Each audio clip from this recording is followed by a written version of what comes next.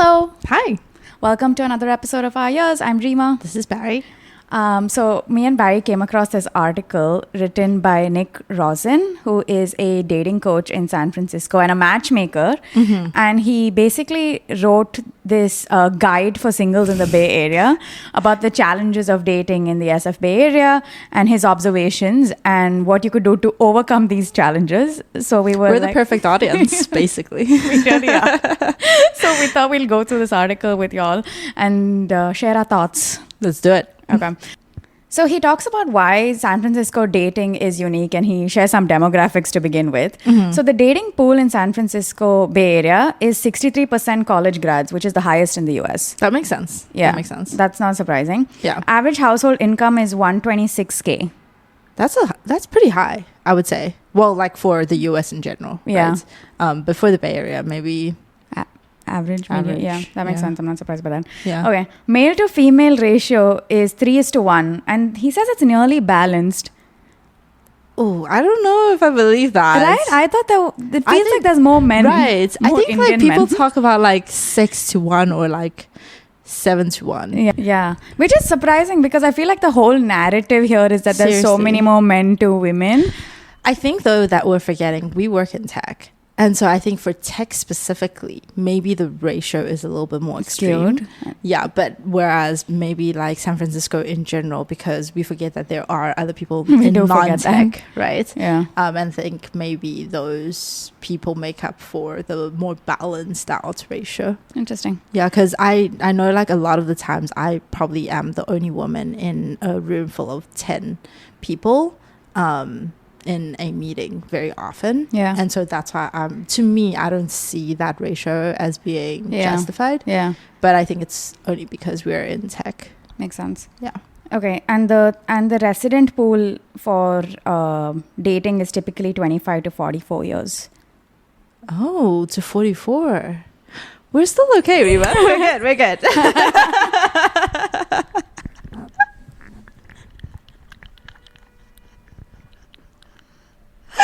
Nice.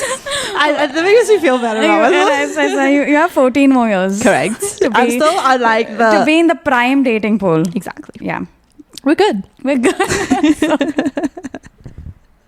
The first challenge is career-focused culture. The city's ambitious professional environment means 73% of singles report work as their biggest dating obstacle. I can see that. Guilty, really? Me. Yeah, I know. Say more. I feel like I maybe because I feel like I'm in like my prime career, and I say this very often, right? Like I feel like I'm not ready to just like settle for anyone because I'm still prioritizing my career. So I'll go on dates, but I don't think like if I come across someone that I think is like maybe compatible with me, but I am in my prime years for work and I feel like I'm going to get promoted, or I feel like there's a chance for me to like get visibility on something, then I'll choose work over the relationship. Oh, prioritizing a person. That makes sense. I came across this essay by Dolly Addleton. She's a British author. Mm-hmm. And she used to have like this agony aunt column in a magazine in the UK. And so she recently came out with a book which has like compilations of like all her best like advice. Bradshaw in Sex and the City. Yeah, like exactly like that. Yeah. So the book has like various categories like personal life, love life, friendships, career, and so on. So one of the letters that I saw that someone had written in was that she was 25, I think, this person who had written in, and she said that she doesn't want to focus on dating and she'd rather focus on her career. Mm-hmm. And then when she's at a place where she's happy with her career, then she'll start dating. Right. And so Dolly, she writes that, there's no right answer for what you want at any point in life. It's such a personal choice. So you can do what you want and what you're comfortable with. And she's like, she's seen both of it. And an interesting perspective that she wrote about was that she actually thinks people, or she's seen in her friend circle, that when people are in relationships, part of their life is sort of sorted. And so they have a lot of like... They do better because they have like an additional support system. Right. And so it's not like this or that. In fact, their relationship sort of bolsters their career. And I was like, oh, that's such a interesting perspective. And when I read it, I'm like, oh, that seems really obvious now that I've read it. Right. But I didn't have that perspective. I think we're so always like caught up, and I think maybe it's an influence of what at least for me, my parents told me. Yeah. They think it's like a distraction. Yeah. You know? All Asians. All Asians. And so like in my mind, I guess I kind of stuck. Yeah. Right? And I'm just kind of like, okay, I need to focus. And focus means not caring about other areas of my life. Yeah, like having fun. Correct. And so I think like to me, it's just like, okay, these are my prime years at work. So I'm going to focus on work. Yeah. Yeah, oh my God, that's so true. Yeah. I don't know if like subconsciously if that's been the lesson. Okay, in India, it's like, don't think about guys until you're 25 and at 26 get married. That is true. And like onwards, it's just like every phone call is like, so when are you going to get married? Yeah. Have you met a guy? Yeah. And up until then, it was like, boys are bad, boys are a drug. It's like they think magically, like You're someone's just going to turn up and... And you're going to have all the skills to date, even though you've been sheltered your whole life. Correct. Once you're in the dating pool, killing it. Yeah. So this makes sense. But I think like what Dolly mentioned, I think like makes a lot of sense. I also read that somewhere else, and it's true. I think like when you feel like another part of your life is in control or is kind of stable, then you feel a lot more confident going to focus on, let's say, your career. Yeah. Makes sense. Okay, another challenge of dating in San Francisco is high cost of living. Average date costs in San Francisco range from $85 to $120. That's crazy. No one is paying $85 for me on a first date. No one is paying like $20 for me on the first date. And Venmoing you out there. I know, that's so sad. Okay, I joke, but I have been on dates where like I've offered to pick up the tab, but then they're like, no, we'll take it. And I'm not going to like sit and fight over it. So if anyone who's paid for me on the first date sees it and they're like, this chick is lying, she has... Yeah. No, the people have picked up the tab, but I typically split. I think I do too. And I think most of the girls around us or women around us do tend to split. Because I think also we are strong independent women.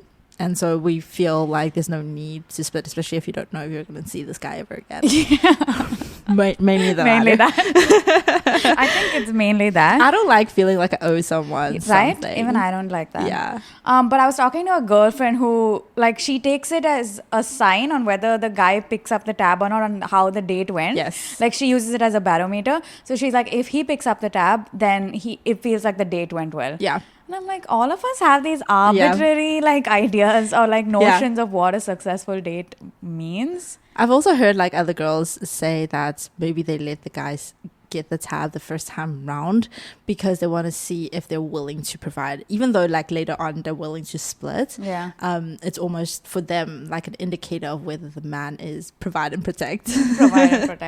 Yeah, I've asked a lot of guy friends if they feel pressured to pick up the tab on the first date, and they're like, it's an unwritten rule that you have to.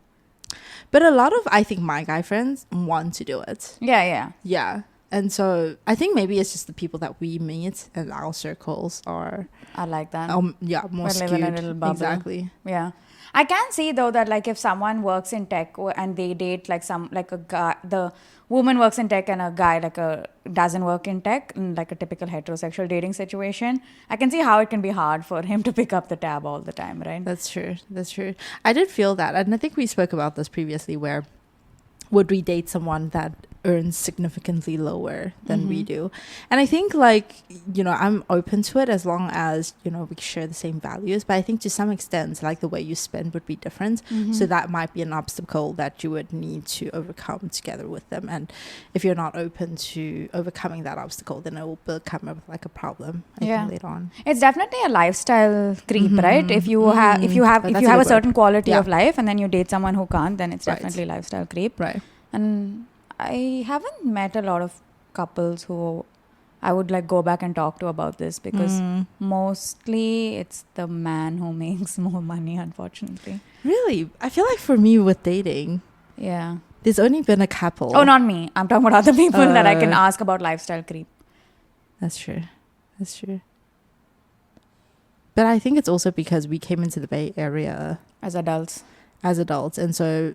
And I think maybe this is a thing in the US where people don't typically or don't necessarily have to get masters, and so they started working at a very young age, and so they have more experience under their belt, and as a result, it's like a one-to-one correlation in terms of their income. So yeah, that makes sense too. Okay, the next one is tech industry impact. With 1 in 4 jobs in tech, I'm surprised it's only 1 in 4 jobs actually. In tech. Yeah, but with in San Francisco, 1 in every 4 jobs is in tech. So industry culture significantly influences dating norms and expectations. This is true. Like we've talked about this, about how in some of, like when we were in London, we were on holiday, and we talked to a lot of single people at bars or at clubs, and even our friends in London. The people that they were dating had occupations that I would not have matched in SF. Like a lot of our friends were dating people in the service industry. Yeah. Like I don't match with people in the service industry. I don't even have a preference. Like there's no occupation filter or anything, right? I guess I'm just not in those circles where I'm not even meeting people organically in those circles. That's true. Do you think it's maybe also the app algorithms that like kind of show you certain types of people? Do you think? I get people who are like in a trade, like people who are woodworkers or like artists. Yeah, I feel like it's tech and that, like people who have a trade, but I've never met someone in a service industry. Like I've never matched a barista or... I've never matched, but I've come across bartenders. Yeah. I don't know. I mean, this algorithm is... I don't even know how... It's a mystery. It's a black box. Yeah. But yeah, I do agree. I think like SF is, like you said, a bubble, and we tend to see people only in tech. It's either the software boys. Oh my God. BOI. Yeah. But you've dated people in finance. Do you feel like sometimes you say things and they don't understand the words? No. So I guess also when they are in finance, they work with tech. Okay. So like it's either like they're in tech working in finance, or they're in the finance industry but doing, let's say I dated someone like in mergers and acquisitions but for tech, and so he was still very familiar with the lingo. Yeah, although I think he was like very interested in like what work I do, so I think that added to the fun of it, because he was curious about the work I do in my day-to-day, and I guess because he was in finance and that's not an area that I'm familiar with, and so I think we had a lot to talk about there. But yeah, it's true. But I think like I do also get finance people here on my radar, as well as VCs. VCs make sense though for the Bay Area. Yeah, this makes sense. Yeah, I haven't gone out with a VC. Oh, I have. I've gone on a date with a VC. Nick writes that it's because of the difference in industries, there is a change in dating expectations. In what way? I guess he doesn't say, but I think my hypothesis would be like, what do you do for a date, for example? Or how often do you date? Interesting. Yeah. Okay. And then, last challenge about dating in SF is transient population. 40% of residents have lived in SF less than 5 years, creating both opportunities and challenges for long-term connections. That is true. Now that I think about it, a lot of the guys on dates ask me if I'm expecting to live here in the long run. I've been asked that too. Yeah, and I've never thought that this is the reason, because, of how transient the Bay Area is. Yeah. And so maybe they're afraid that like... You'll dip. Exactly. Interesting. I never thought of that. I was just like, why would you ask me that? Obviously, I'm here. Like, the reason I moved across the world is to be here. But you knew very certainly that you wanted to be in the Bay Area. Like, I feel like even when we were in Cornell, you were like, all roads are leading to the Bay Area. But I was like, wherever life takes me, I'm down. True. As long as it's not in snow. That's true. Yeah. So maybe these guys don't always interact with people like that. Yeah. Like when guys ask me if I want to stay here, and I get asked that a lot, I'm like, I have no reason to not stay here, right? But I guess like what they mean is, if you have like an opportunity elsewhere in the country, would you take it? That's so like, I do get questions like that, and I'm like, that's so vague. I don't even know what these opportunities are. I don't know at what point in my life there is. For example, if you were offered like a CTO position. Oh my God, that poor company. I'm not ready to be CEO. I would decline just based on the fact that I don't have those skills yet. You gotta be confident in yourself. Yeah, okay. I can't lie to them. No, you gotta fake it till you make it. I can't lie to them. But yeah, I think like I get why people ask that now, because people come and go so quickly in the city. So Nick also very generously provides ideas on how to overcome dating challenges in SF. The first one is the work-life balance in tech culture. The problem being that 67% of SF professionals work 50 plus hours weekly, leaving very little time for dating. Accurate. Yeah, it's very accurate. Yeah. And I think it's not just the 50 plus hours, it's the unpredictability of like meetings and work. Because there are days when in the middle of the day, I have so much free time, but my mornings and evenings are really jam-packed. So, and that's typically when most people want to date, right, in the evening. Right. So it's also like the unpredictability of schedules and this 50 plus hours weekly. Unless we optimize like you and go for little lunch walks around the block. She's learned. I have learned that the only way to infuse dating into my life is to like find the little gaps and fit it in. Yeah. But it's so dependent on the other person as well. Exactly. So for like me, I obviously like do hybrid, and so it's more difficult for me to do that. Yeah. Yeah. So it really depends on the person you're seeing. Yeah, and if I had to go into work all day, man, my social battery would be so low drained, at the end of the day. I don't think I can be like on for a date. That's because you don't go for 30-minute quick chats. You go for your 3-hour long extended. I've changed. Growth. Yeah, now it's like 20 minutes. Let's do a loop. Yeah, okay. So that's a challenge. Very relevant. The solution is schedule dates like important meetings. Don't deprioritize them. So yes, I think this is true. And I actually have seen a lot of people in the Bay that have a planned goal or tracker for dating. Like they actually write out a well thought out, and they typically get ChatGPT to write it out for them, but they actually plan out their dating goals and what they're trying to achieve in a certain time frame. That makes sense. And I feel like this is kind of going along those lines, right? Yeah. Where you actually plan and be very intentional about how much time you're going to put into dating. And I've seen success for those people. So maybe it does work. Yeah, I mean, then it's almost like saying that you need to give it the importance that it's due. You can't just be like, oh, I'll date when I can and then expect like that's true. You to meet like interesting and fun people. That's true. Okay, use lunch hours for coffee dates. You check. Yep. Yeah. You're already on the right track. Yeah. Look at you. Yeah, but coffee dates is a stretch because so far it's only been like networking events. The last time I did it, we talked about stable coins for 45 minutes. That's true. Learned a lot. But I mean, you live and you learn. You truly do. Try efficient dating, quality over quantity. But I feel like that's the toughest part, right? Because you don't know quality until you meet them. So I think, sure, like you can say quality, but when you're planning out these dates, you can only guess that they're quality. Yeah. Have you been on a date where the person that you were chatting with before meeting them in person felt very different than the person physically on the date? Yeah, I did. I think it was like the early days of when I first moved here and started using the dating apps. There was a guy that like when we texted, it was just like very long texts, and if I felt like it was just really good banter. And then when we met in person, it was quiet the entire dinner. Crickets. And yeah, it was just very awkward.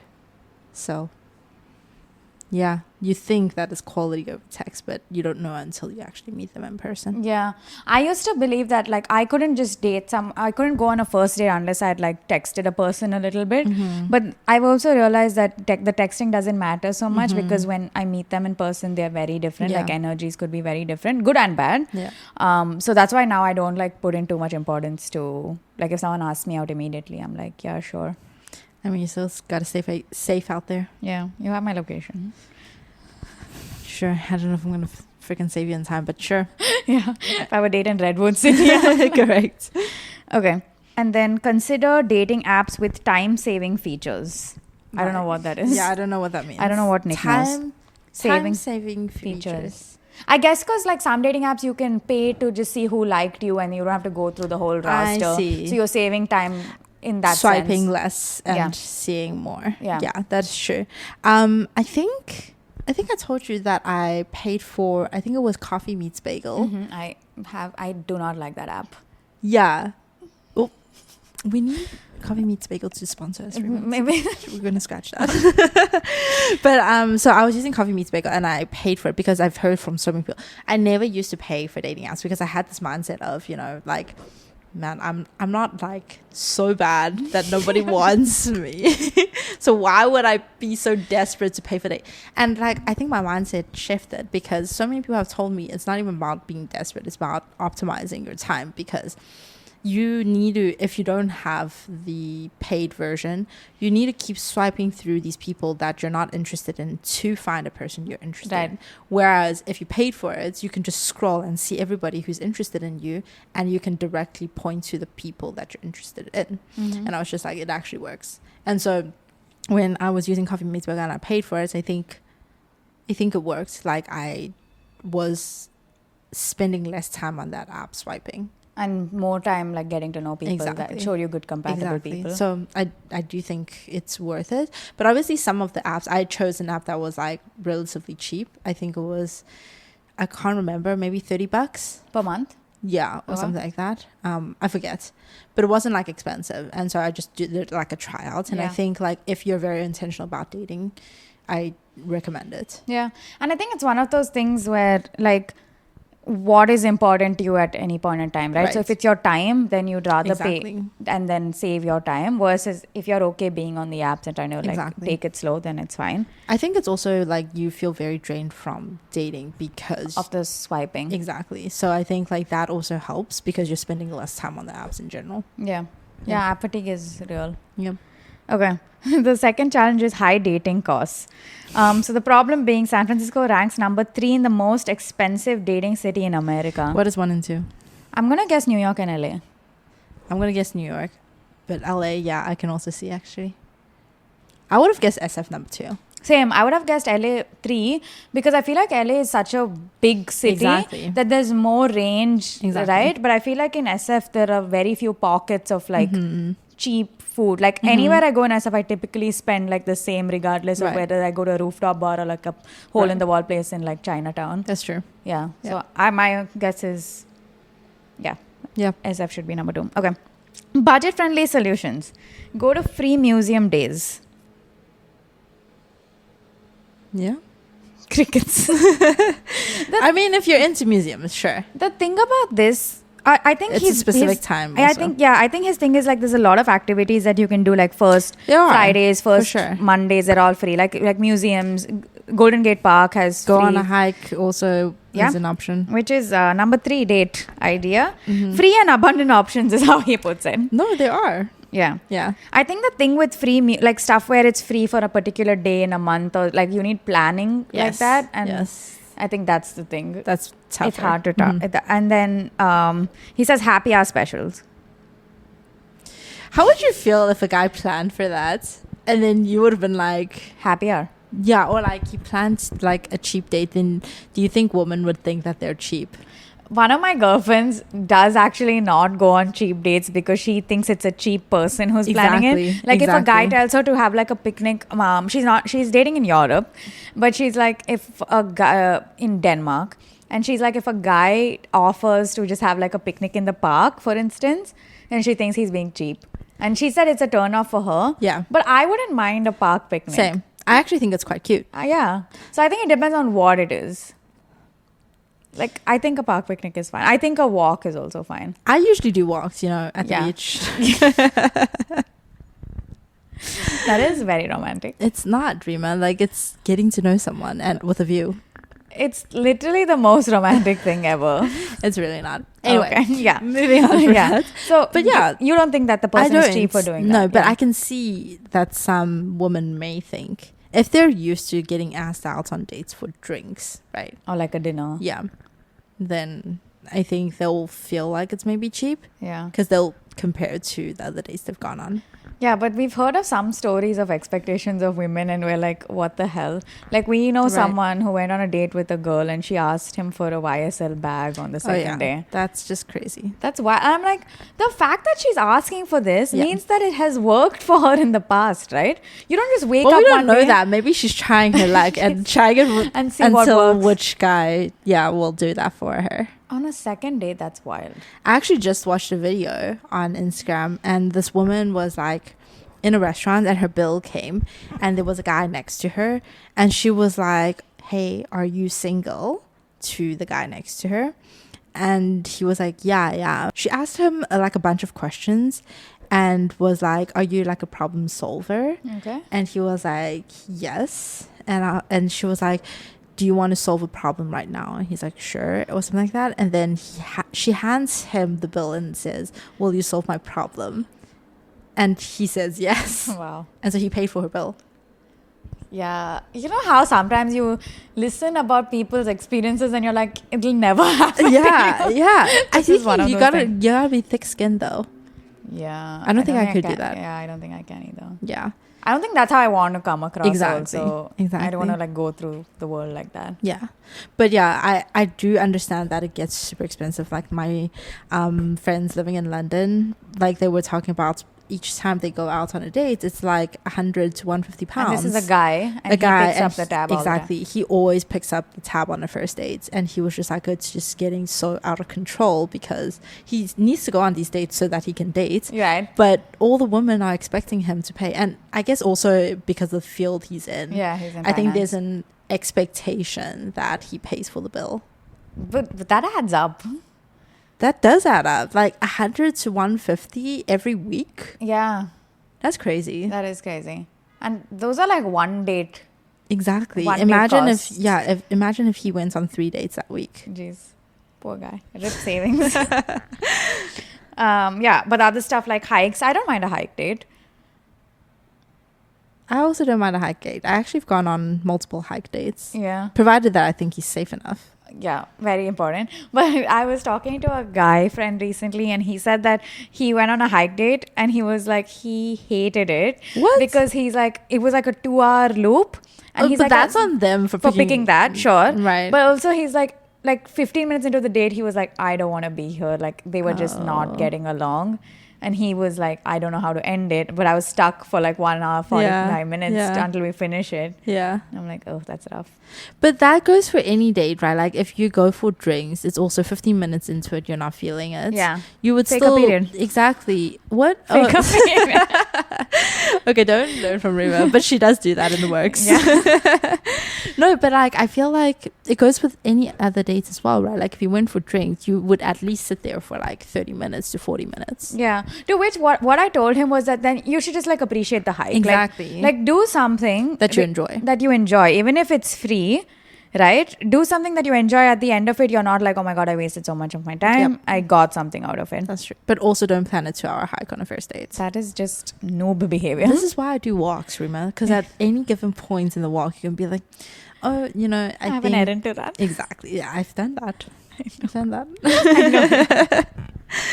Yeah. Have any of them been like, I'll come with you on this errand? And you're like, oh no, please don't. Oh my gosh. I don't know if I told you, I've been on a really bad date before.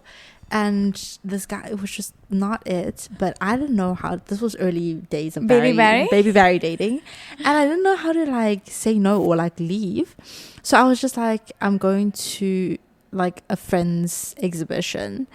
And I was just like, it's an invite only exhibition. So, and which was true. I don't lie.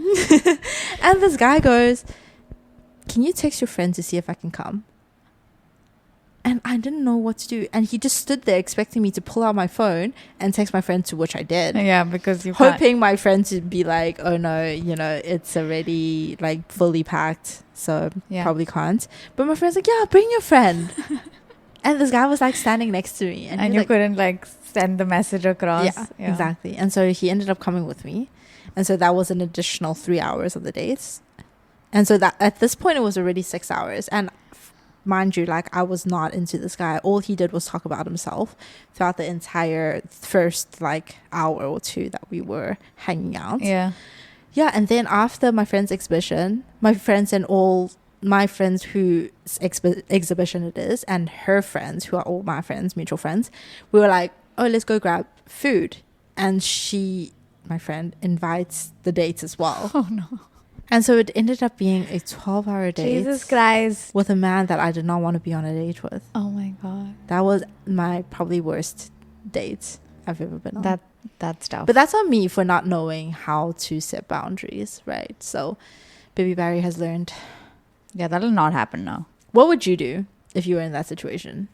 Would you actually just be like, no, I have to go? Or No, I would, like, if a person had asked me to text someone and be like, can you ask them if it's okay? And I'm like, no, it's actually a pretty packed event and I should have done it long back. I couldn't do it. I can't do it so late in the day. Yeah, you would just actually set the bar. Okay. But also I do this now. Like even last year I went on a date that was so long and I was like, I need to leave and I don't know how to say I want to leave. Yeah, so I talk a big talk. Yeah, we know you do. But it's tough. It's really tough, especially if they're a good person, you know. I know. And like the date that I was on, we met for a drink and then he was like, I'm really hungry, can we get something to eat? And how can I be like, no, you go eat by yourself? I would have been like, I'm not feeling so well. That's what I said. But very later on. Yeah. And I was like, okay, I need to eat dinner, so fine, I can eat with you. I'll sit through with you. I'll sit through with it. But after a while, then he's like dessert, and I was like, okay, no, now it's getting out of hand. Right. Yeah. So it's hard to do. It's hard. But I would expect that dating at 30s, you would have good enough emotional intelligence to tell whether the date is going well or not. We know that that's not true. True. We've both come back from dates where we thought it was like horrible, but the other person thought it was amazing. Right. And we've gone on dates where we thought went well, and the other person is like, yeah, I don't want to see you again. That's true. So that's true. I guess the more we talk about dating, the more we don't know about dating. I don't know. Yeah, that's true. Yeah. Okay, and the last idea of a budget-friendly solution is farmers market dates. I love farmers markets. So those are like the ones that they mention are usually my go-tos, not because they're cheap, but because it's generally what I enjoy. Yeah. Also, like, okay, let's be honest, the farmers markets in SF are not cheap. That is true. They're actually way more expensive than restaurants. That's true. So I don't know what farmers markets he's talking about. I think he's just saying walk around the farmers market don't and buy jets. anything. I'm like, obviously we're going to buy pastries. Obviously. Yeah. But pastries they can afford. We can afford. Yeah. We can afford also meals then. So I'm just saying that this is, I don't know what this Nick man knows. That's true. Okay. The third limitation or challenge is a social circle limitation. So 45% of SF singles, which is pretty high, report 45? 45%. Wow. Of SF singles report meeting people through work only. No ways. It's a stat. What? Yeah. How does that make you feel given you have strict my strict thoughts? rule is to not date anyone in the same company as me. Yeah. And why is that a rule? Like, I enjoy it when your partner brings a different perspective to the conversation, right? I feel like if you work in the same company, you're very much in each other's bubbles all the time, and you work and speak and breathe the same thing. So to me, it's just like there's less value that you can bring, especially when I'm going through something tough at work and I am trying to get a different perspective. Exactly. I think it's nice to have someone who's not in the industry or works at a different company and can share what they've done in their company, right? Yeah, I mean, like, I also don't like the idea of, being at lunch and your partner is also there at lunch and, you guys maybe have lunch together. Then you're spending like 24 hours together. Yeah. It's just, I think it's nice when people have their own lives going. And then you come home and then you share that with each other. I think that's nice. You sit down at dinner and be able to share how your day was. I mean, sure, if you're at the same company and you're working on different functions, maybe that helps. But at the end of the day, the same company will have the same culture, the same thinking. Like, I just want to try to avoid groupthink. Yeah. What do you think? You don't have that role. Yeah, I don't have that role. But there's also nobody at work I would want to date. That's mainly the problem. That's mainly the issue. I also work remote, and my company is headquartered not in my city that I live in. It's not in SF. Yeah. So I actually don't interact with people so strongly. I typically go in only when I have meetings, right? And then it's work. So I'm not really getting to know someone on that level. I will say though that I have dated people that I worked with in the past, and it's fine. Yeah, it didn't bother me so much. But I haven't done it in a while to know that now, to your point, if I do it now and I'm like, How oh no, you we've would feel. already, yeah, it's like too much and I need like some sort of segregation. Right. So as of now, I'm okay with it. Yeah. I mean, I finally went on a date with someone who worked at the same company. Yeah. And he and I don't know why I did. I think maybe because I was just like, let me just give it a try, because that rule was a rule I set even before trying. Right. So I was just like, let me just try it out. Mm-hmm. And this guy was like, he tried to convince me, and I think he did a little bit. He was just like, it's kind of nice working at the same company because they'll have context into your life. And especially in the company that we work at, it's a lot of work, right? And it's very exhausting. And so if your partner doesn't understand that, and you come home tired and they just don't get it or understand you, it makes it harder for you guys to bond emotionally. And so he was just like, having context because you guys work at the same place is actually a good way for you guys to bond. And I guess I can see that. A lot of couples at my company actually work well together because they have context into each other's lives, and so they're able to support each other when needed. Mm-hmm. I know this couple that they don't work there anymore, but they both worked in kind of the same function, and they had 3 boys, all under the age of 4. Jesus Christ. And I was just like, you guys, how did you do it? Because they work long hours, and they were just like, we just understand how to support each other. Like when I'm super busy, like my husband will go and like, you know, come in and pick up the kids and do all of that, and then vice versa. So they worked really well together. So I guess there are pros and cons. Yeah. My one of the companies I worked in actually really encouraged dating in the company. Oh, you mentioned this, yeah. And they encouraged it. Like it was almost like there was some sort of monetary incentive as well. It was tied to like your eventual base or variable. There was some component where if you and your partner were in the company for a certain time duration, you both would get a bump. That's so interesting that they did that. Do you think they did that because they had an incentive to keep... 100%. I think that company was really toxic in its work culture, in the sense that they really like encourage... It was almost like this thing that there's no work-life balance and you should strive for work-life harmony, which is like basically PR for saying you're going to be working a lot and you have to be okay with it. Mm-hmm. And so I think they just wanted people to like stay in that company with that culture. Like they didn't want to change. Like this is who we are. Mm-hmm. And you know, some people like really like glorify that. Yeah. Like they're like hustle. And that was the company that did that. Yeah. And so they did want people who sort of embrace that culture. And then if your partner was also in that and you didn't have to convince someone that you needed work-life balance, it was easy, right? Right. That's true. That makes sense. Yeah. Did you tell me there was one of your friend works for a company where there's a dating app within the company? Yeah. So actually my friend was telling me about how this company that her friend works for has an internal dating app for people in the company.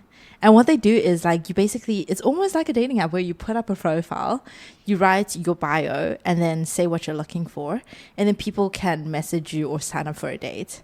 And so this woman like put her profile on there and people like signed up. Like it was at least 100 people who signed up to date her. Wow. And because she's like pretty and she was like newly single at that time. So that's why she put her profile on there. And I guess she worked in tech. So just a lot of men. This was also in Taiwan. Yeah. So just the men to woman ratio in general in tech. Yeah. And yeah, so she got like 100 and she like started reviewing it as if like they were reviewing resumes. Yeah. And she picked like, I think 15 out of the 100 plus, and then went on dates with 15 people and started narrowing it down to just one person who she's dating now. Wow. I know. I'm just like, good on this company. Yeah, I know. I'm doing the most. Doing honestly. Better than Hinge.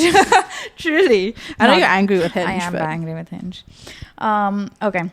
So yeah, because 45% of SF singles meet people through work, this this dating coach is basically like you need to expand your social circle. And he has strategies.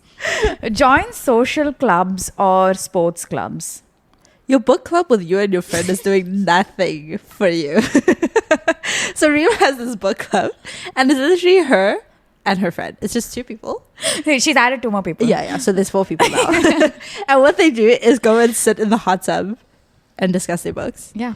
and drink wine. Yeah. I don't know what sort of socializing this book club has. Yeah, okay, maybe that's not the best example, but we got into a sports. Yes, we I think did that does sports work. club. I think that does work. Like Yeah. you meet new people. We through. met so many people through that. That's So yeah, true. that's effective. Yeah, that's true. That's How true. many dates came out of that though? Nothing, because obviously, for some reason, just the sports clubs we've picked Are all about the sports actually. exactly. Yeah. But it was fun. It's fun. It is. Like we Yeah. made them really nice friends. But what we're trying to say is that it does work in terms of you effectively meeting A new run people. club. I honestly think that that's where you need to be. No. No, No. seriously. I told you that. Okay, so my friend, the Marina Run Club is a popular one. Mm-hmm. And my friend was actually telling me that it's actually used for dating. That makes sense. He said that he was like, he's a regular there, but he doesn't use it for dating. He's just genuinely interested in Poor running. guy. He's one of those. Yeah. But he was just like, the one time he did the A/B testing. Yeah. And so he went in and started talking to some people. And as soon as he started talking to a guy, they kind of like turned away and started talking to the girl next to him. So it's like very It's implicit yeah. that it's a Exactly. It's a dating Like they're thing. not there to make friends. No, or run. Correct.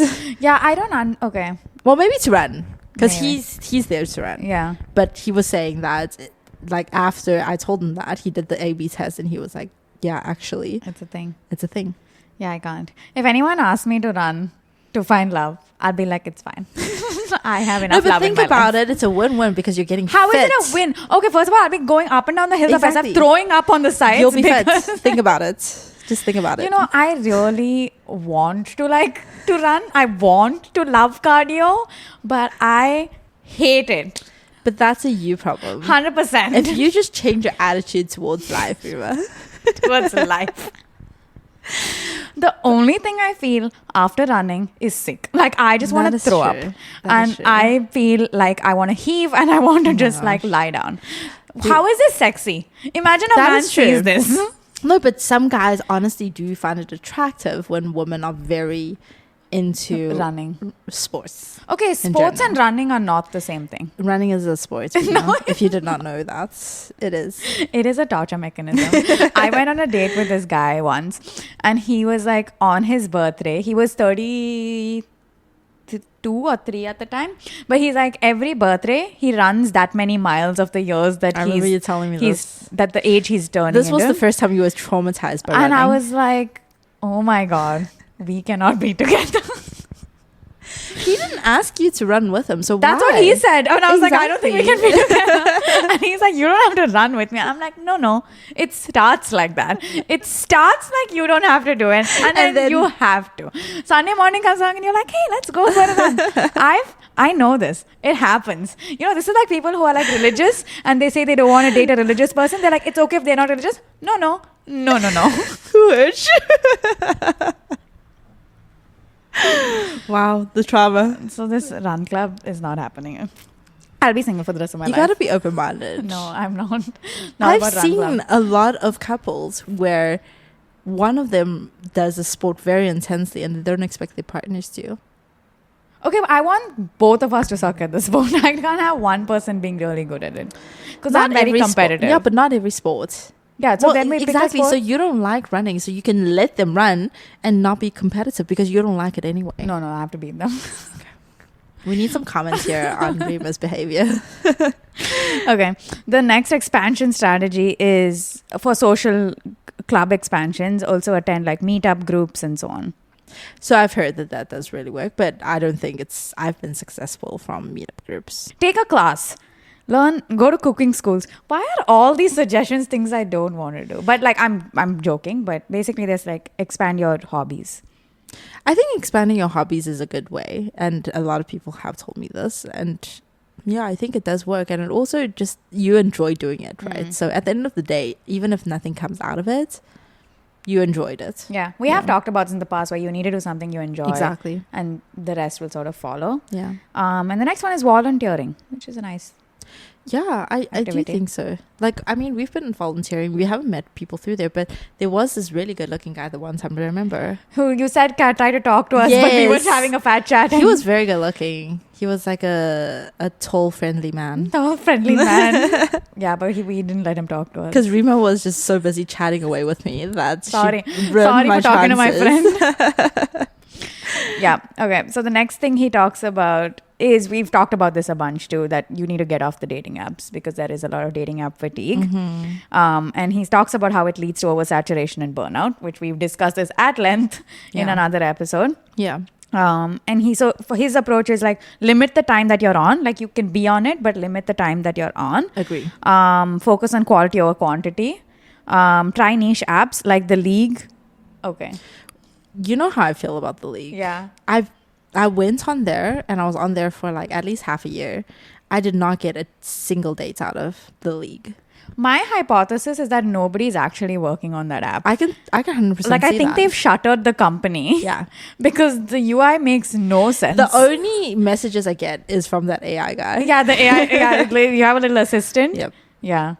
That's it. So But you've gone on a date. I've gone on literally a date. One. Oh, just one. Yeah. Yeah, so sad. And we talked about how shitty the app is. Yeah. The app is bad. So Yeah. I don't know. I'm surprised that he's bringing that one up. Maybe people have had more luck than us. Maybe. He talks about use a professional matchmaking service. Well, that's because... That's a plug. Yep. Yeah. But also, we need to get into it because my goal is to be a professional matchmaker. Yes. Please tell people about your hopes and dreams about matchmaking. I'm not going to say too much Oh, right, because, I don't want to jinx it. Mhm. But if I was not in the work that I do now, Yeah. I would be a matchmaker. I set Rima up on a date. Yeah, she did. And it went well, right? Yeah. And so when I tell people this, they're like, okay, so basically you set two people up. And they didn't And really they go on a second date. Exactly. So how are you a successful matchmaker? Yeah. What did you think of the materialists and how they approach like matchmaking in the movie? I can see that as being, effective, the way they did it.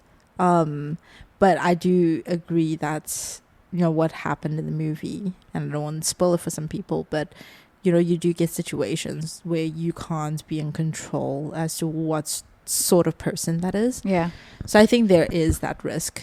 I think for me, if I were to start a matchmaking business, I think I would do it as word of mouth. So through people I know, because I want to be able to vouch for the people I know.